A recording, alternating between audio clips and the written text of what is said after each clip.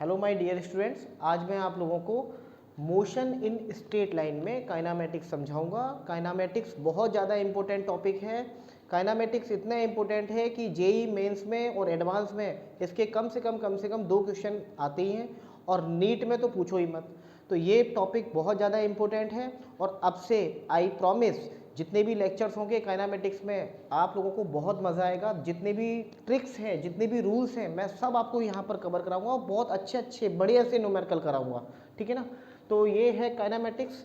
बच्चों, काइनामेटिक्स की अगर मैं बात करूँ तो काइनामेटिक्स को अगर मैं इस वर्ड को ब्रेक करूँ तो 2 वर्ड में ब्रेक कर सकता हूँ। एक हो गया काइन और दूसरा हो गया मैटिक्स, ठीक है। तो काइन का मतलब अगर बच्चों बात करें तो काइन का मतलब होता है मोशन, यानी अगर मैं बात करूं किसी गति की, किसी ऑब्जेक्ट की गति की, तो ये हो गया मोशन।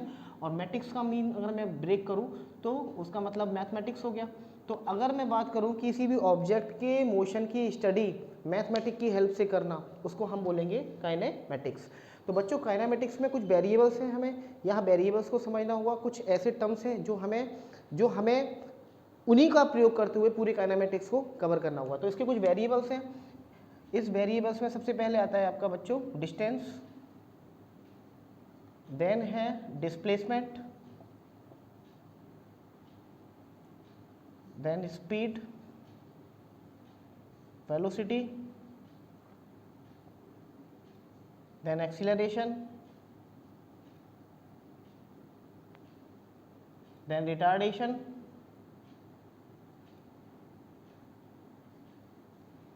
जर्क। ये सारे के सारे बच्चों वेरिएबल्स हैं जो कि काइनामेटिक्स में हमें पढ़ने हैं। इनका मैथमेटिकल फॉर्मुलेशन देखना है, हमें इनके ग्राफ समझने हैं, हमें इनके मोशन की स्टडी करनी है, इनकी ट्रेजेक्ट्री समझनी है। जैसे आगे आने वाले चैप्टरों में आप लोग पढ़ेंगे motion in straight line, motion in circular path और प्रोजेक्टाइल मोशन। तो ये सारी की सारी चीज़ें काइनामेटिक्स में आपको कवर होंगी। तो आप लोग सबसे पहले हेडिंग लगा लीजिएगा काइनामेटिक्स। और काइनामेटिक्स क्या हो गया? मैथमेटिकल फॉर्मुलेशन में हमें मोशन को स्टडी करना। तो सबसे पहले बच्चों अगर हम बात करेंगे डिस्टेंस और डिस्प्लेसमेंट की, तो एक सबसे अच्छा एग्जाम्पल से हम इसको कवर करेंगे। तो हेडिंग लगा लीजिएगा डिस्टेंस वर्सेस डिस्प्लेसमेंट।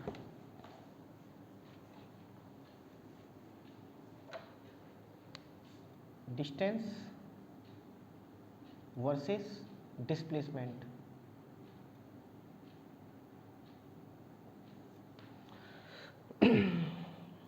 मान लीजिए ये आप हैं और ये आपका घर है, ठीक है।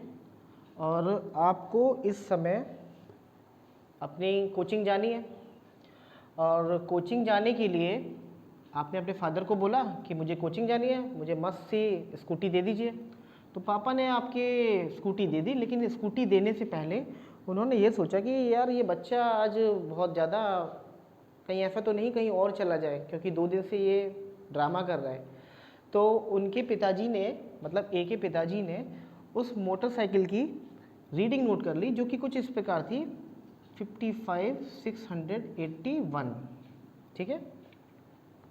अब ये भाई साहब इनकी कोचिंग यहाँ पर थी बी पॉइंट पर, है ना, जो कि यहाँ से केवल 2 किलोमीटर की डिस्टेंस पर था, ठीक है। यानी इनके घर से ये जो कोचिंग है ये केवल 2 किलोमीटर की डिस्टेंस पर था। अब इसके बाद में ये भाई साहब का प्लान कुछ और ही था, इनको मूवी देखने जाना था अपने दोस्तों के साथ। तो अब ये सोचते हैं कि यार मोटरसाइकिल तो हमें मिल गई है, वही मोटरसाइकिल स्कूटी वो हमें मिल गई है, अब हमें बी तक जाना है, यानी कोचिंग पे जाना है। यार एक काम करें, कोचिंग हमारी है 6 घंटे की, जिसमें हमें 2 घंटे फिजिक्स पढ़ाएंगे, 2 घंटे केमिस्ट्री पढ़ाएंगे और 2 ही घंटे हमको मैथ पढ़ाया जाएगा, ठीक है। ये कह के अपने पिताजी से निकले। अब जब ये इनको जाना था कोचिंग, लेकिन ये क्या है कि इनका प्लान कुछ और था मूवी देखने का, तो इन्होंने ये ट्रैक ना लेके ये कहीं कुछ इस टाइप से यहाँ चले गए, ठीक है। इस सी पॉइंट पर चले गए, आराम से सी पॉइंट पर इनका एक फ्रेंड मिल गया। अब यहाँ पे इनका फ्रेंड मिल गया तो फ्रेंड बोलता अरे भाई आज तो कोचिंग का टाइम है, तुम कोचिंग नहीं जा रहे हो, बोलता है कि भाई आज कोचिंग वोचिंग का हमने प्रोग्राम कैंसिल कर दिया है, हमें मूवी देखने जाना है। तो ये सी पॉइंट पर पहुंचते हैं बाबूजी। जब सी पॉइंट पर पहुंचते हैं फिर आराम से अपने दोस्त को भी बिठा लेते हैं और ये घूमते घूमते घूमते घूमते कहीं यहाँ पहुंचते हैं। फिर यहाँ मूवी वूवी देखे। अब मूवी 3 घंटे की ख़त्म हो गई, टोटल इनको टाइम काटना है 6 घंटे। अब क्या करा जाए? तो चलो यहाँ एक काम करते हैं, यहाँ बैठते हैं थोड़ी देर, ठीक है। यहाँ बैठ गए बेचारे। अब यहाँ बैठ गए हैं, थोड़ी देर पॉपकॉर्न वगैरह खाए हैं और कुछ अपना लंच वगैरह किया है। अब ये इनका टाइम हो चला। अब ये सोचते हैं कि अरे अरे हमें इस रास्ते पे चले, ना ना ना ना ना ना, चलो वापस लौटो। यहाँ कहाँ जा रहे हो भाई? यहाँ बी पॉइंट पर जाओगे तो कोई ना कोई देख लेगा हमको। तो एक काम करते हैं, ये ऐसे घूमते हुए फिर से ये ए पॉइंट पर आ गए, ठीक है। वही टाइम इनका 6 घंटे, 6 घंटे कोचिंग का टाइम था। इनके पिताजी समझ रहे थे कि ये कोचिंग गए हैं, लेकिन ये क्या काम कर रहे हैं बाबूजी, ये यहाँ से यहाँ घूमते घामते घामते ये यहाँ पहुँच गए फिर से। पिताजी बोलते हैं कि आपने कोचिंग कर ली? तो ये बोलते हैं बाबूजी ए कि हाँ हम कोचिंग करा है बहुत, क्या डेली डेली का कोचिंग। अब इनके पिताजी ठहरे। उन्होंने जब मोटरसाइकिल की जब रीडिंग नोट करी तो वो रीडिंग निकल के आती है लगभग 55,702। ये रीडिंग इनके पिताजी को देखने को मिली।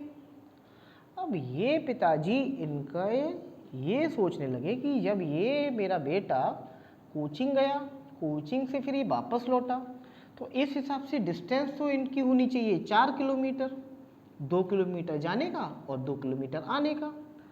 अगर आप इसमें 4 ऐड भी करेंगे इस रीडिंग में तो ये हो गया 55,685, जो ओडोमीटर होता है ना वो डिस्टेंस बताता है। अब ये तो 55,702 दिखा रहा है, यानी यहाँ से और यहाँ तक का गैप जो आ रहा है 21 किलोमीटर है ना। अब ये 21 किलोमीटर की कोचिंग कहाँ से हो गई? जाना था 2 किलोमीटर और आना भी था 2 किलोमीटर। अब 21 किलोमीटर में ये कितनी बार गए होंगे? 10 बार गए होंगे, 10 बार आए होंगे, फिर भी एक ऑड हो गया। यहाँ पहुँच जाना चाहिए था इनको आधे रास्ते पे, लेकिन ये यहाँ घर पे है, कुछ तो गड़बड़ है। पिताजी पकड़ लिए भाई, पिताजी ठहरे, तो पिताजी ने इनको पकड़ लिया। तो कहने का मतलब बच्चों ये है कि डिस्टेंस और डिस्प्लेसमेंट तभी कहा जाता है कि जो डिस्टेंस होता है वो non decreasing function of time होता है। Distance is a non decreasing function of time.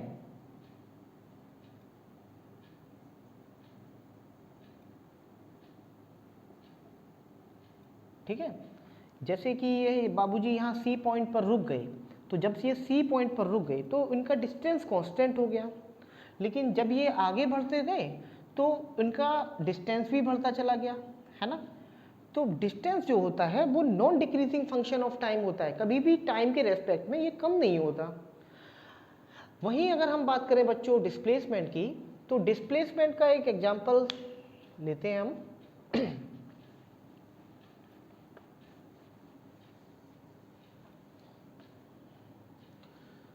जैसे मान लीजिए ये ए पॉइंट है और ये बी पॉइंट है, ठीक है।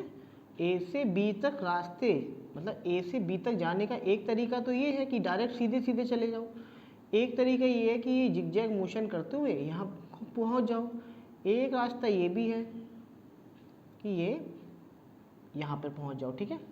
तो अब अगर बात करी जाए कि ए से बी तक, तो ए से बी तक जाने के भाई साहब 3 रास्ते दिखाई दे रहे हैं। पहला रास्ता ये दिखाई दे रहा है, दूसरा रास्ता ये दिखाई दे रहा है, तीसरा रास्ता ये दिखाई दे रहा है, ठीक है। तो अगर मैं बात करूं तो डिस्टेंस की बात करूंगा तो भाई डिस्टेंस तो ए से लेके बी तक जब ये पहुंचा तो ये घूम फिर के जा रहा है, तो उसकी डिस्टेंस ऑटोमेटिकली बढ़ती चली गई। एक ये है, इसकी थोड़ी कम हो गई, और ए से बी जो दिखाई दे रही है ये बिल्कुल सीधी सीधे रास्ते में, तो ये और कम हो गई। तो बच्चों डिस्प्लेसमेंट जो होता है वो distance from initial and final point होता है, यानी कि इनिशियल पॉइंट से फाइनल पॉइंट, बिटवीन मत करना कभी भी, ठीक है ना। डिस्टेंस जो होती है, डिस्प्लेसमेंट जो होती है वो शॉर्टेस्ट डिस्टेंस होता है। It is the shortest distance from initial point two final point, यानी कि प्रारंभिक अवस्था से अंतिम अवस्था तक उनका कितना मिनिमम पाथ ट्रेवल किया यानी कितना शॉर्टेस्ट डिस्टेंस है, उसी को हम बोलते हैं डिस्प्लेसमेंट। ठीक है बच्चों, एक क्वेश्चन कराता हूँ। जो क्वेश्चन पूछा गया है आप लोगों को उसका आंसर बताना है कि displacement select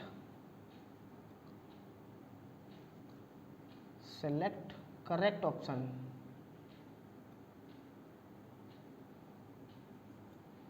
distance equal to displacement, जिसको विस्थापन बोलते हैं बच्चों डिस्प्लेसमेंट को। Distance is greater than displacement,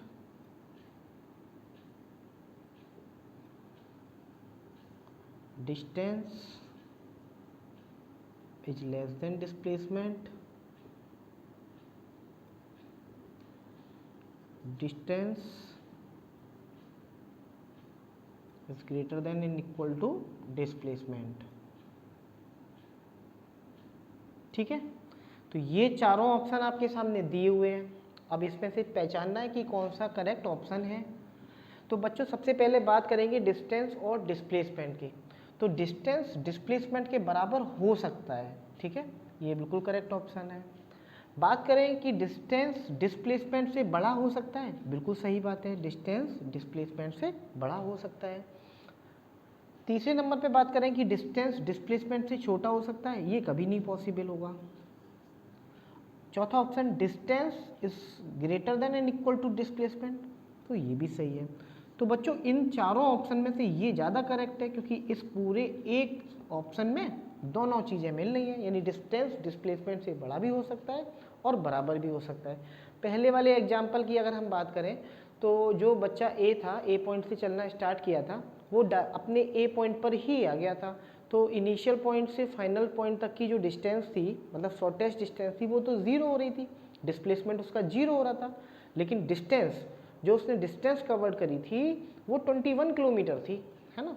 तो डिस्टेंस जो होता है वो non decreasing function of time होता है। टाइम तो बढ़ता रहेगा लेकिन डिस्टेंस कम नहीं होगा, डिस्टेंस कांस्टेंट हो सकता है, डिस्टेंस इंक्रीजिंग करेगा वरना। ठीक है,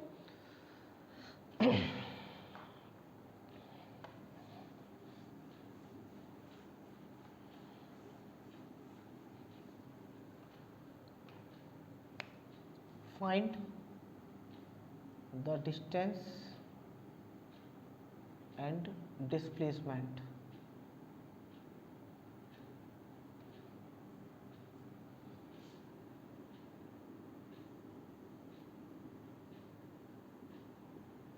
If a object moves from A, एक ऑब्जेक्ट है ए से चलना प्रारंभ करता है और कुछ इस तरह से चल रहा है। तो ए से स्टार्ट कर रहा है, तो ए से बी पहुंचा, फिर बी से सी, फिर सी से ए। अब ये डिस्टेंस मान लीजिए 3 किलोमीटर है, उसके बाद में ये 4 किलोमीटर है। ठीक है, तो आपसे पूछा जा रहा है कि डिस्टेंस एंड डिस्प्लेसमेंट कितना कवर किया है उस बच्चे ने। ये सी पॉइंट तक रुक गया, सॉरी। तो बच्चों इस क्वेश्चन के जो आंसर में डिस्टेंस जो हो जाएगा, डिस्टेंस इक्वल टू, अब बच्चे ने इसने कितना पाथ ट्रेवल किया है, तो पहले वो ए से बी गया है और देन बी से सी गया है। तो ए से बी तक जाने में कितना किलोमीटर ट्रेवल किया है उसने, 3, और बी से सी तक जाने में उसने कितना ट्रेवल किया है, 4। तो टोटल डिस्टेंस कितना हो जाएगा, 7 किलोमीटर। ठीक है, और अगर मैं बात करूं डिस्प्लेसमेंट की,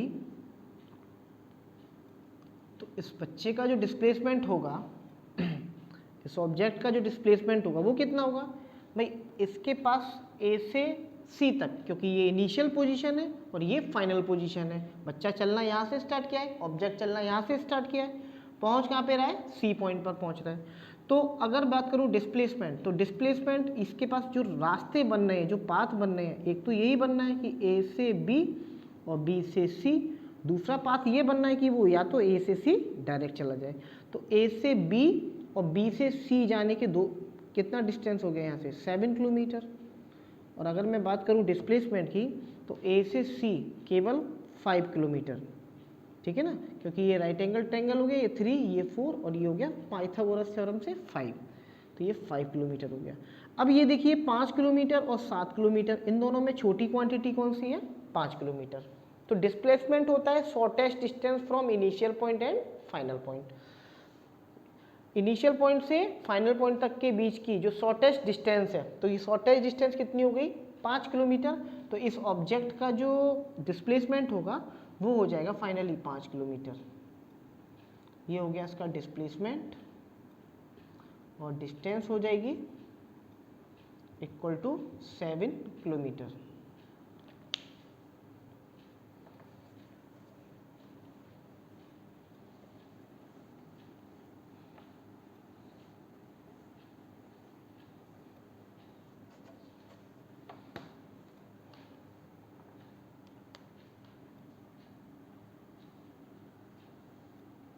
वही क्वेश्चन है फिर से, फाइंड डिस्टेंस एंड डिस्प्लेसमेंट।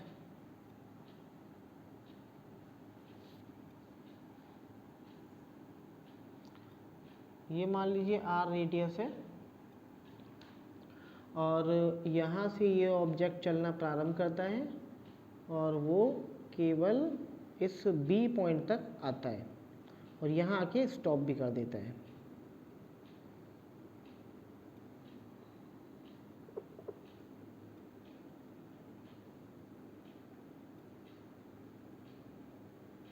ठीक है,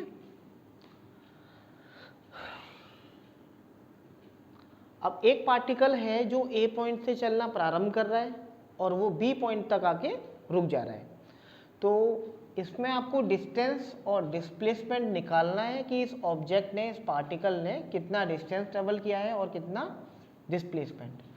तो बच्चों डिस्टेंस की अगर मैं बात करूँगा तो डिस्टेंस क्या है? ये अगर मैं बात करूँ, ये सर्कुलर मोशन में एक मोशन कर रहा है, ठीक है। तो जब ये सर्कुलर मोशन में कर रहा है तो एक जब पास एक कंप्लीट चक्कर लगा लेगा, यानी एक पूरा पास कंप्लीट कर लेगा, तो वो कितना चलेगा? 2 पाई आर। भाई अपनी परिधि के बराबर चलेगा, सर्कमफ्रेंस के बराबर चलेगा।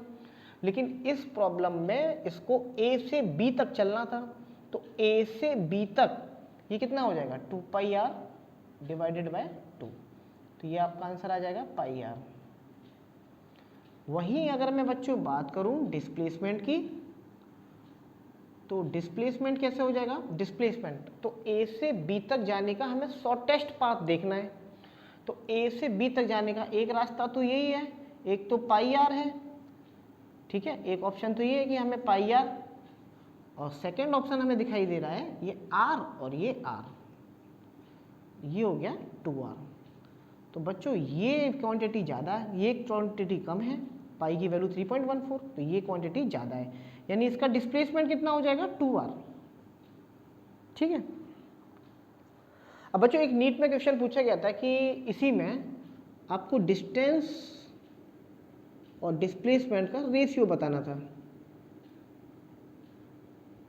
तो डिस्टेंस कितना कवर्ड किया है इस पार्टिकल ने? पाई आर, और डिस्टेंस कितना है, डिस्प्लेसमेंट कितना है? 2r। तो ये r से r कैंसिल आउट हो जाएगा, यानी ये रेशियो निकल के आएगा पाई बाई 2। ठीक है ना। तो ये डिस्टेंस और डिस्प्लेसमेंट के क्वेश्चंस हैं जो कि मोस्टली अक्सर एग्जाम में पूछे भी जाते हैं। चलिए एक क्वेश्चन और करते हैं।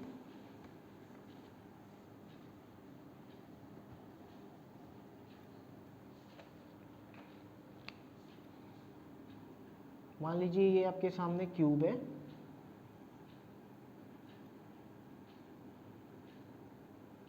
और ये क्यूब में एक ऑब्जेक्ट यहाँ से चलना प्रारंभ करता है इस साइड से, यानी ए पॉइंट से, फिर वो यहाँ पहुँचता है बी पर, फिर फाइनली पहुँच जाता है सी पर। ये डिस्टेंस ए से बी है आपकी ए, और बी से सी है ए।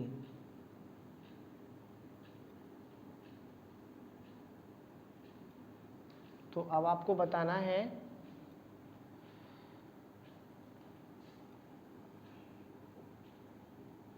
ये ए, ये भी ए। एक क्यूब है बेसिकली, ये क्या है, एक क्यूब है, एक घन है जिसकी साइड ए है। इसका नाम भी चेंज कर देते हैं, ये हो गया ए बी सी डी ई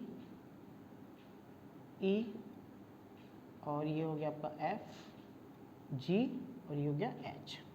ये A B C D E F G H, ये सब इसके वर्टेक्स है।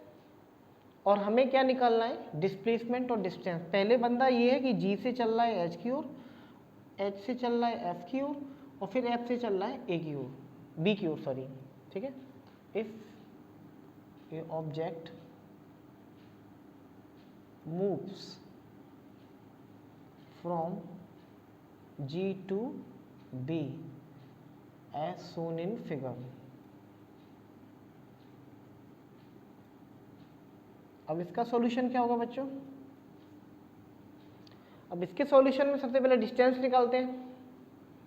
तो डिस्टेंस इज इक्वल टू हो जाएगा ये ए, डिस्टेंस कैसे निकालेंगे, जी से पहले चल रहा है एच की ओर, फिर एच से एफ चल रहा है, और एफ से चल रहा है बी। तो यहाँ पे जी से एच का डिस्टेंस हो गया ए, एच से एफ आपको दिखाई दे रहा है ए, और ये हो गया फिर से ए, डिस्टेंस हो गया बच्चों 3 है। अब डिस्प्लेसमेंट की बात करेंगे तो डिस्प्लेसमेंट कितना हो जाएगा, तो डिस्प्लेसमेंट की कहानी फिर से वही कि shortest path from initial to final point. तो शॉर्टेस्ट पाथ कैसे देखा जाएगा, तो शॉर्टेस्ट पाथ के लिए ए से बी जाने का एक रास्ता है, तो यही है। और एक रास्ता और दिखाई दे रहा है, ये बॉडी डायगोनल, ठीक है। ये जो बॉडी डायगोनल होगा इसकी वैल्यू हो जाएगी √3a या a√3, ठीक है। ये बॉडी डायगोनल होता है, इसकी वैल्यू कितनी हो जाएगी इस क्यूब के केस में, √3 टाइम a, ठीक है।